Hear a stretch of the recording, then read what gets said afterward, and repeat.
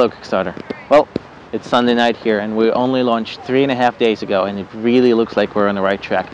Thank you everyone who backed the project. It's an incredible feeling. If things keep going the way they're going, we're very likely to hit our goal. And that's wonderful news for everyone here. We're just crazy excited about it. Of course, since we still have time left, what we really want to do now is hit those stretch goals. There where this project really begins to shine.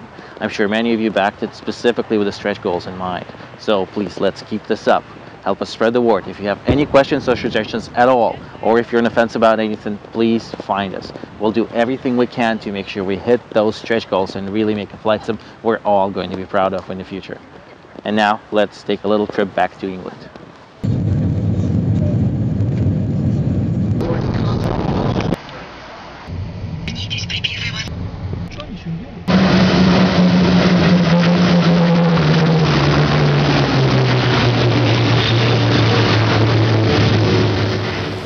Hi, my name is Nick Gray. I'm director of the Fighter Collection.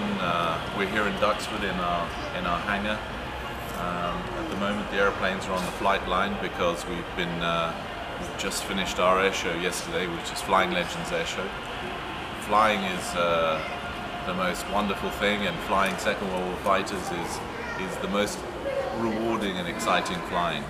We've been working on flight simulation for the last 20-something years with Eagle Dynamics and Egotician in particular, and now hopefully expanding our range of relations to third-party partners. And we're going to be focusing a lot on Second World War airplanes. Obviously we know a lot about them, and we started with the P-51D Mustang, and I think we've done a good job.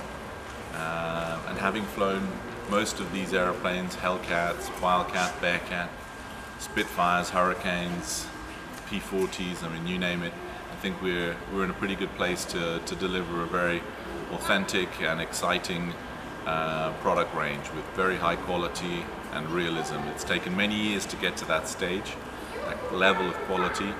I think we're there now technologically, and I think visually we're going to be able to give you, the client, what we love best, and it's that feeling of flight, the wonder of flying Second World War fighters, the experience and the thrill of living a time machine, a unique and wonderful period of aviation, which was the Second World War. Anyway, enjoy.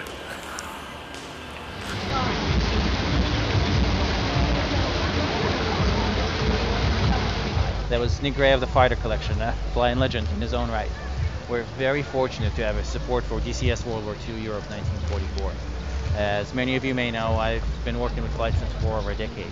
However, becoming a part of the DCS world and especially visiting the Flying Legends Air Show this July was an absolutely incredible experience for me. It was like taking a step into the whole new universe. It was like finally entering the real world after years and years of hearing about it at school. The relationship between the Fighter Collection and Eagle Dynamics is absolutely incredible. There's just unbelievable meld between simulation and reality. It's just indescribable. I've spent so many years working with aviation, thinking about it, always immersed in it, but just in the simulation part. To suddenly jump into the real thing, to suddenly become surrounded by reality, it was almost like a die-hard Star Wars fan suddenly appearing on the deck of a Star Destroyer and shaking Darth Vader's hand. I just can't describe it. I came back with almost 2,000 photos from the Flying Legends Air Show, as well as a newfound inspiration. I've been developing flight sims for many years, but this was the first time I truly felt a part of the real world of aviation. I've always felt a sense of detachment in the past. If that makes sense, I've always tried to reach this part, but never could quite get there. Then finally, after meeting the folks at Eagle Dynamics and visiting the Flying Legends Air Show, I felt this internal breakthrough. It's like that final jigsaw puzzle finally falling into place. The most incredible experience of the entire air show for me, however, was this. I've had this print hanging on my wall for years. Always gets people talking.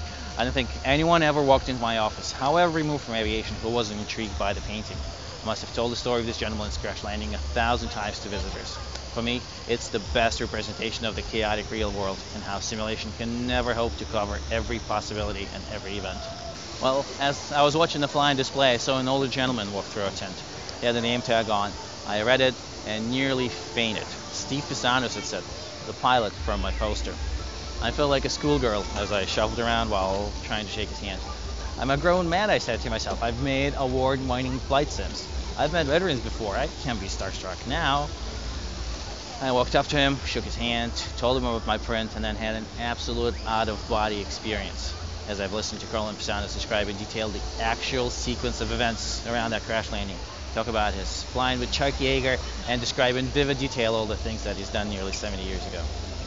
There were many other incredible moments at the air show, such as meeting some of our fans, the unexpected tower buzz by the Red Bull V25, or the farewell flying display by Stephen Gray that brought many grown men to tears. I can probably never relay my emotions through words or with video, but I really hope that something of what I feel right now can make it into the game we're making. It's an incredible honor to be a part of the simulation community. I've never felt it more than at Flying Legends. Thanks for watching.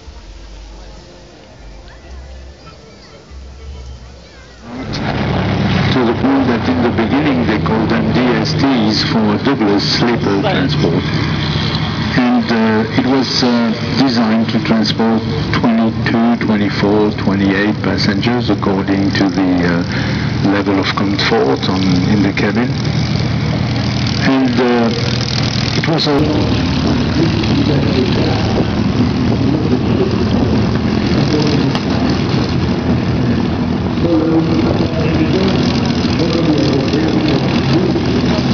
And that was winning the World Aerobatic Championships.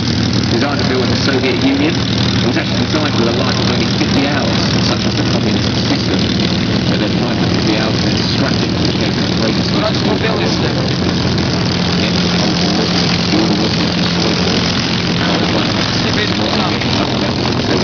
Push